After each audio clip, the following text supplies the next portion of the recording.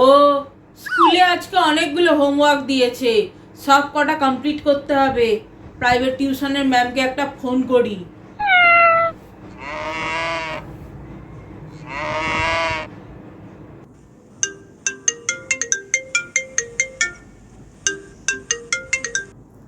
Hello. Hello ma'am, আমি পল্টু বলছি। তুমি কি তোমার নামটা বলার জন্য আমাকে ফোনটা করে আমার ঘুমটা ভাঙিয়ে দিলে? না না ম্যাম, স্কুলে বাংলা হোমওয়ার্ক দিয়েছে, তোমার জীবনে সমাজের প্রভাব রচনা লিখতে হবে। আচ্ছা ঠিক আছে, যেদিনকে আমার পড়ানো আছে সেদিনকে আমি লিখিয়ে দেবো এটা। না ম্যাম, কালকেই লাগবে স্কুলে। আপনি একটু লিখিয়ে দিন না অনলাইন ক্লাস করে।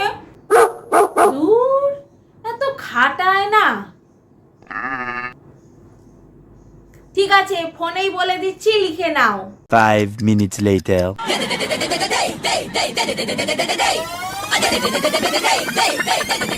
Twenty minutes later.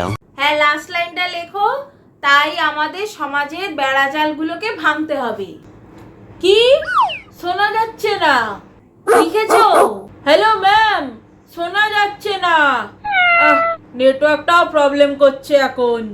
তাই আমাদের সমাজের বেড়াজালগুলোকে ভাঙতে হবে। কি সমাজের বড় বালগুলোকে কেলাতে হবে?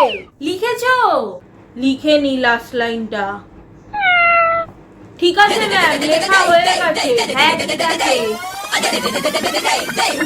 একদম নেটওয়ার্ক স্লো। এই চাম্বানি যবে থেকে হাতিটার বিয়ে দিয়েছে তবে থেকে পিও একদম ফালতু হয়ে গেছে। দূর। The next day. অলরাইট, সবাই সবার হোমওয়ার্ক কমপ্লিট করে এনেছো তো? হ্যাঁ ম্যাম। ওকে, 1 বাই 1 উঠে দাঁড়াও আর রচনাটা পড়ো। ফার্স্টে তুমি পড়ো। কি নাম তোমার?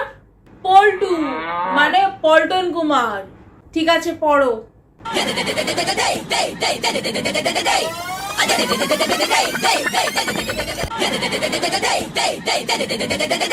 তাই আমাদের সমাজের বড় বালগুলোকে কেলাতে হবে।